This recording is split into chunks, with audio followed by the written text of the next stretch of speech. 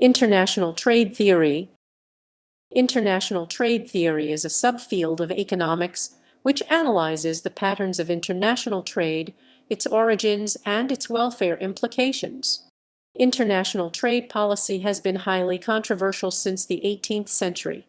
International trade theory and economics itself have developed as means to evaluate the effects of trade policies.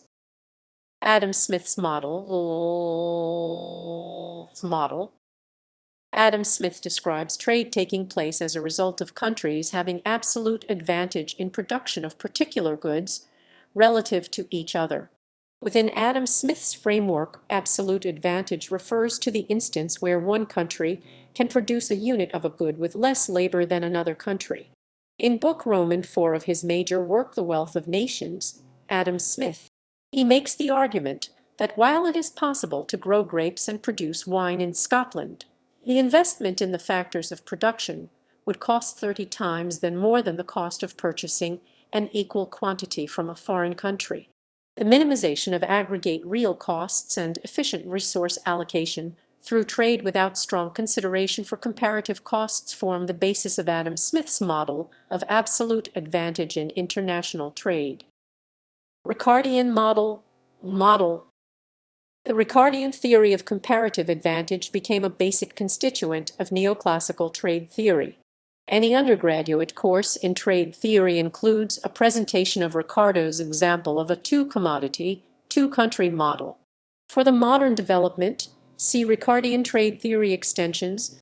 The Riccardian model focuses on comparative advantage, which arises due to differences in technology or natural resources. The Riccardian model does not directly consider factor endowments, such as the relative amounts of labor and capital within a country. New interpretation. The Riccardian model is often presented as being based on the following assumptions. Labor is the only primary input to production. The relative ratios of labor at which the production of one good can be traded off for another differ between countries. This is incomplete because the Riccardian model can be extended to the situation where many goods can be inputs for a production. See Riccardian trade theory extensions below. Relative ratio of labor input coefficients has a valid meaning only for simple cases such as two-country, many-commodity case, or many-country, two-commodity case without no intermediate goods. As for the meanings of four magic numbers, in 2002, Roy Ruffin pointed the possibility of new reading of Ricardo's explanations. Andrea Mainsky made a detailed account in 2004. Now, the new interpretation has become almost as established as Ricardo's text, not only for the first third of Chapter 7, but for all descriptions throughout his book concerning international trade. Specific factors model. The specific factors model is an extension of the Riccardian model. It was due to Jacob Weiner's interest in explaining the migration of workers from the rural to urban areas after the Industrial Revolution. In this model, labor mobility among industries is possible while capital is assumed to be immobile in the short run. Thus, this model can be interpreted as a short-run version of the Hexter-Olin model. The specific factors name refers to the assumption that in the short run, specific factors of production such as physical capital are not easily transferable between industries.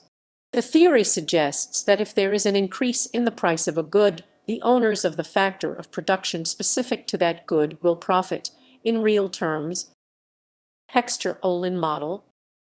In the early 1900s, a theory of international trade was developed by two Swedish economists, Illy Hexter and Bertil Olin. This theory has subsequently become known as the Hexter-Olin model, HO model. The results of the HO model are that the pattern of international trade is determined by differences in factor endowments. It predicts that countries will export those goods that make intensive use of locally abundant factors and will import goods that make intensive use of factors that are locally scarce. The HO model makes the following core assumptions. Labor and capital flow freely between sectors, equalizing factor prices across sectors within a country. The amount of labor and capital in two countries difference in endowments. Technology is the same among countries, a long-term assumption. Tastes are the same upon countries. StauperSamuelson theorem.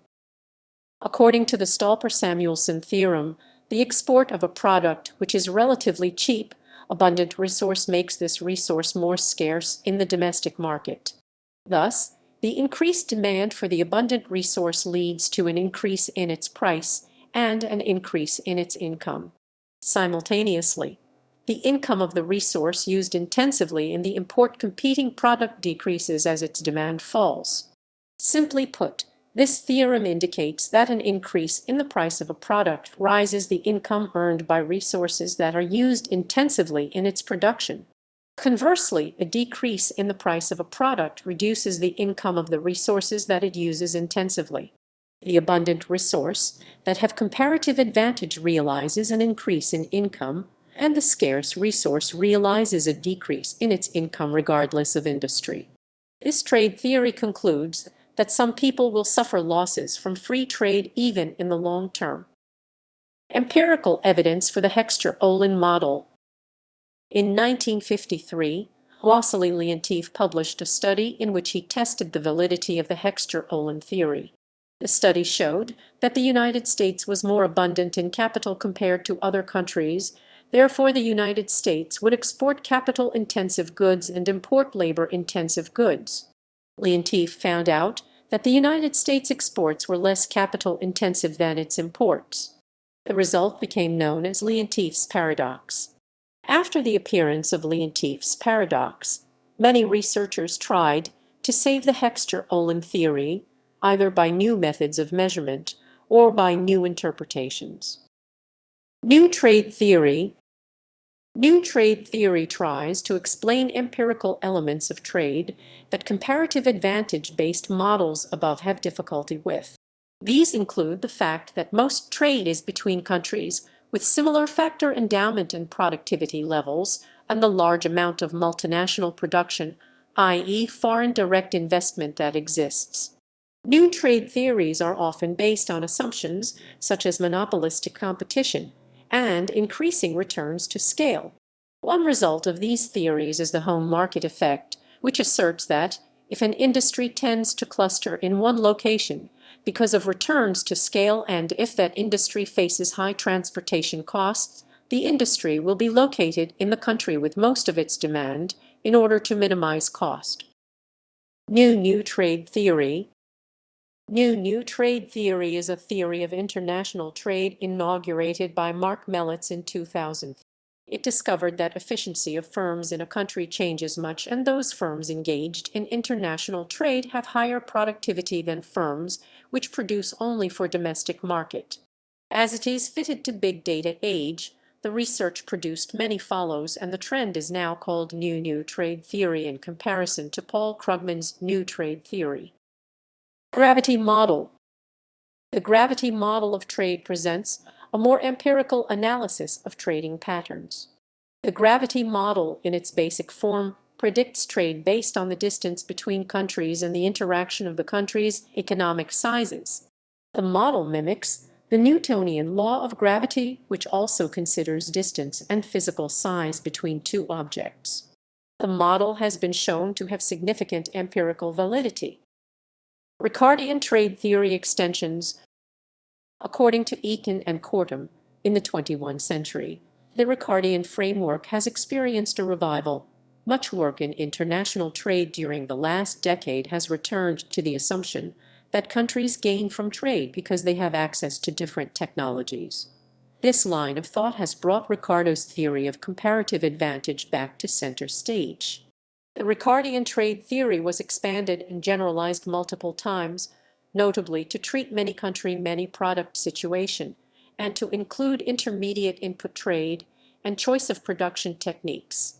In Riccardian framework, capital goods comprising fixed capital are treated as goods which are produced and consumed in the production. Many countries, many goods. There were three waves of expansions and generalizations. First phase, major general results were obtained by Mackenzie and Jones. Mackenzie was more interested in the patterns of trade specializations, including incomplete specializations, whereas Jones was more interested in the patterns of complete specialization, in which the prices moves freely within a certain limited range. The formula he found is often cited as Jones inequality or Jones criterion.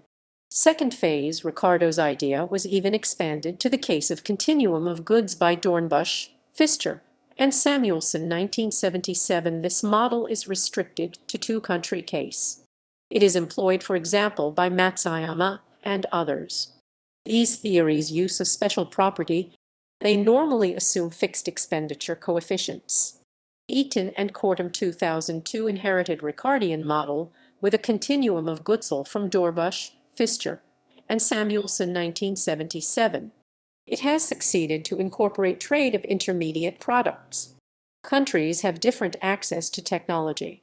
The bundle of inputs is assumed as the same across commodities within a country. This means that all industries of a country consume the same bundle of inputs, and there is no distinction between petrol-consuming and iron-consuming industries. This is the major reason why Eaton and Kortum 2002 cannot be used as framework for analyzing global value chains. The paper has gotten a big success as giving theoretical foundation for gravity model. Third phase, Shizawa succeeded to construct a Riccardian theory with many commodity model which permits choice of production techniques and trade of input goods. All countries have their own set of production techniques. Major difference with HO model that this Riccardian model assumes different technologies. Wages determined in this model are different according to the productivity of countries. The model is therefore more suitable than HO models in analyzing relations between developing and developed countries. Shizawa's theory is now extended as the new theory of international values. Traded intermediate goods. Global value chains. Revolutionary change in communication and information techniques and drastic downs of transport costs have enabled an historic breakup of production process. Networks of fragmented productions across countries are now called global value chains. The emergence of global production has changed the way we understand the trade and international economy. Still, the core of international trade theory continues to be dominated by theories which assume trade of complete goods. As Grossman and Rossi Hansberg put it, it needs a new paradigm to better understand the implication of these trends. Extended Riccardian trade model provides a new theory that can treat trade of input goods and the emergence of global value chains.